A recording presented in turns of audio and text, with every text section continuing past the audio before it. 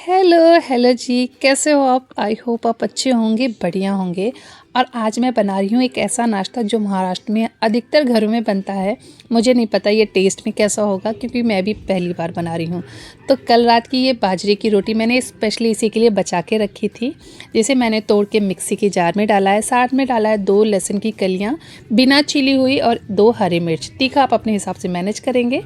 उसके साथ यहाँ पे लिया है एक पैन जिसमें ऑयल डाला है, ज़ीरा डाला है, राई डाला है। आपके पास कड़ी पत्ता हो तो आप वो भी डालिएगा, मेरे पास नहीं था। तो साथ में डाला है एक प्याज और इसे थोड़ा सा फ्राई करेंगे। जैसे ही प्याज पे थोड़ा सा गोल्डन कलर का स्पॉट आ जाए, मैं वो जो बाजरे की रोटी मैंने पीस के रखी थी दरदरी सी, वो डाल दूँगी। साथ में इसके मैंने डाल दिया है टेस्ट के हिसाब से नमक। और बस इसे 5 मिनट अच्छे से भून लेंगे, मतलब मीडियम टू हाई फ्लेम पे 4 से 5 मिनट तक भुनना है। और ये देखिए बहुत हेल्दी सा नाश्ता रेडी हो गया है। मैं पहली बार बना रही हूँ, पर यकीन मानिए खाने के बाद ये बहुत टेस्टी था। और खाने के काफ़ी लंबे टाइम तक इससे खाने के बाद भूख भी नहीं लगी थी। और साथ ही साथ कर ले रहे हैं लंच की तैयारी। तो यहाँ पे आज लंच में मैं बना रही हूँ बैगन का भरवा, और साथ में बनाऊँगी आलू भरवा। क्योंकि ये आलू बैगन का जो भरवा होता है ना, मेरे हस्बैंड बहुत पसंद करते हैं। तो इनके जो मसाले होते हैं, जो ड्राई मसाले होते हैं, मैं पहले से ही भून करके पीस करके रख लेती हूँ। बस बनाने के टाइम पे जितना मसाला यूज़ करना है उसे लेती हूँ। उसमें अदरक, लहसुन और मिर्ची का पेस्ट मिक्स करती हूँ, और बस हमारा जो मसाला है वो रेडी हो जाता है।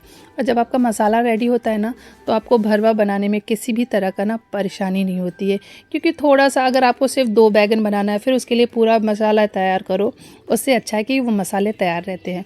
और मेरे यहाँ ना ये बहुत पसंद किया जाता है, तो हर हफ्ते में एक बार तो ये बनता ही बनता है। और देखिए बातों ही बातों में हमारा जो बैगन का भरवा है वो रेडी हो गया है। बैगन को पकने में बहुत ज़्यादा टाइम लगता भी नहीं है। तो बस यहाँ पे हम ये निकालेंगे, और इसी कढ़ाई में मैं आलू का भरवा जो है ना वो भी डाल दूँगी। वो भी सिर्फ 3 से 4 ही बनाऊँगी, क्योंकि बच्चों को खाना है, हस्बैंड और मेरे लिए तो बैगन ही हो जाएगा। तो यहाँ पे आलू रख दूँगी, क्योंकि आलू को पकने में काफ़ी टाइम लगेगा।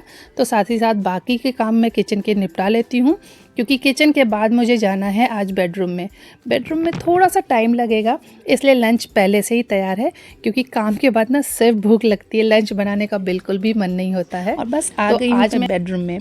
बहुत दिन से मेरे मन में था ये जो मेरा साड़ी का बॉक्स है, इसे क्लीन करना। मतलब इसमें बहुत सारी ऐसी साड़ियाँ हैं जिन्हें मैं बहुत लंबे टाइम से यूज़ कर रही हूँ, अब उन्हें पहनना भी नहीं है।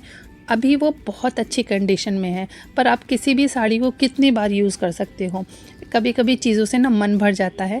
तो मैंने सोचा उन सारी साड़ियों को डिस्कार्ड करूँगी, और इस बॉक्स में बनाऊँगी जगह। जो एक्स्ट्रा साड़ियाँ हैं ना, वो इनमें रख दूँगी। क्योंकि बहुत सारी बेड में ऐसी साड़ियाँ पड़ी हैं जिन्हें मैं पहनना चाहती हूँ, पर वो दिखती नहीं हैं, तो पहनने के टाइम पे याद नहीं आती हैं।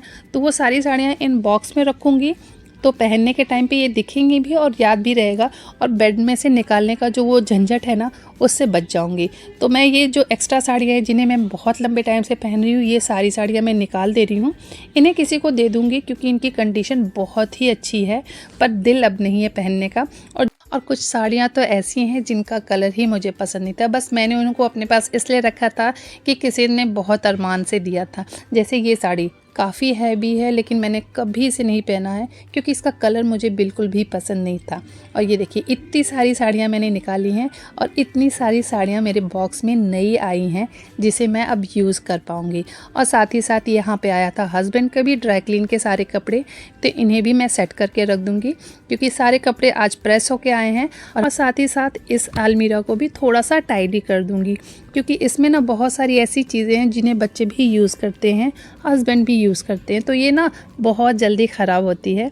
तो फ़िलहाल जितने भी प्रेस वाले कपड़े थे उनको रख दिया है। साथ ही साथ यहाँ पे जो सॉक्स के बॉक्स हैं या आपका हैंड टॉवेल है, उसे भी सेट करूँगी। सबसे बड़ी प्रॉब्लम हस्बैंड का ये जो सॉक्स वाला बॉक्स है ना, इसमें होती है।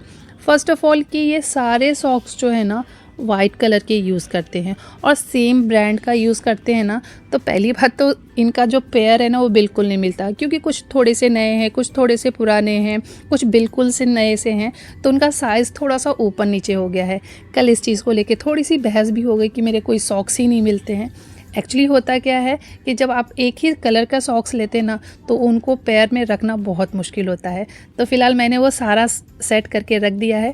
साथ ही ये जो हैंड टॉवेल है ना, इनको भी सेट कर दूँगी, क्योंकि बच्चे हैंड टॉवल निकालते हैं और उसे सॉक्स वाले में रखते हैं, हस्बैंड सॉक्स निकालते हैं उसे टॉवल वाले बॉक्स में रखते हैं, तो पूरा वो कहते हैं ना हौच पौच हो जाना, वैसा हो जाता है। तो ये अलमारी को भी मैंने थोड़ा सा टाइडी कर दिया है और साथ ही साथ ये जो बच्चों की अलमीरा है ना, इसे भी सेट कर दूँगी। एक्चुअली अभी ना मैं बच्चों के लिए कपड़े नहीं निकालती हूँ, कहीं भी जाना होता है तो बच्चे खुद से निकालते हैं, और खुद से निकालते हैं तो एक टी शर्ट निकलता है, फिर 2 टी शर्ट गिर जाते हैं, तो वो बच्चे उसको उठा के वैसे ही रख देते हैं, तो वो पूरा जो अलमीरा है ना, उनका भी पूरा हौच पौच हो जाता है। पर मैं कभी नहीं बोलती हूँ कि मैं कपड़े निकाल रही हूँ, क्योंकि मुझे लगता है ना कुछ आदतें वो सीखते सीखते सीख जाएंगे। और कभी कभी ना मैं तो बच्चों से ही कहती हूँ कि अपनी अलमीरा को थोड़ा सा सेट करो, पर प्रॉब्लम क्या होता है ना, उनको साइज़, जो मेरे दोनों बच्चों का साइज़ है बहुत ज़्यादा डिफरेंस नहीं है, तो उसमें प्रॉब्लम होती है कि ये टी शर्ट मेरे हैं या वो टी शर्ट भैया का है, तो उसमें वो दोनों कंफ्यूज हो जाते हैं। तो इसलिए मैं अभी ये जो अलमीरा है ना, मैं खुद ही सेट करती हूँ, पर कपड़े निकालना पहनने का जो काम है वो खुद से करते हैं। तो ये अलमीरा भी बहुत जल्दी जल्दी ख़राब होती है, और साथ ही साथ इसमें भी बहुत सारे ऐसे कपड़े हैं जो बच्चों के छोटे हो गए हैं, बिल्कुल नए हैं पर छोटे हो गए हैं, तो उनको भी साथ में ही साइड में निकालती जाऊंगी। जैसे ये शर्ट छोटे हो गए थे, 2-3 शर्ट तो बिल्कुल छोटे हो गए हैं, उनको निकाल दूंगी। और ये देखिए यहाँ पे देखते ही देखते अलमारी जो है वो बिल्कुल अच्छे से सेट हो गई है।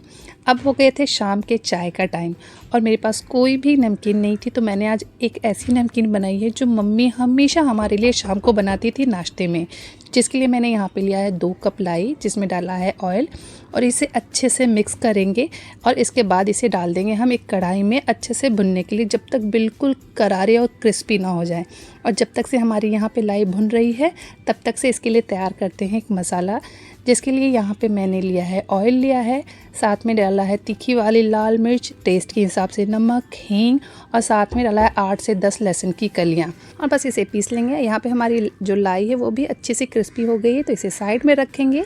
सेम कढ़ाई में वो मसाले डालेंगे और इसे अच्छे से भुनेंगे जब तक लहसुन का कच्चापन न निकल जाए। और जैसे ही मसाले भुनेंगे, हम ऐड कर देंगे वो भुनी हुई लाई, और इसमें डालेंगे पतले वाले सेव, और हमारी जो नमकीन है वो रेडी हो जाएगी। महीने 2 महीने तो आप आराम से इसे खा सकते हैं। तो फिलहाल इसे हम चाय के साथ करते हैं एंजॉय, और वीडियो को करते हैं यहीं पे एंड। आई होप आपको ये वीडियो पसंद आया होगा। तब तक के लिए बाय।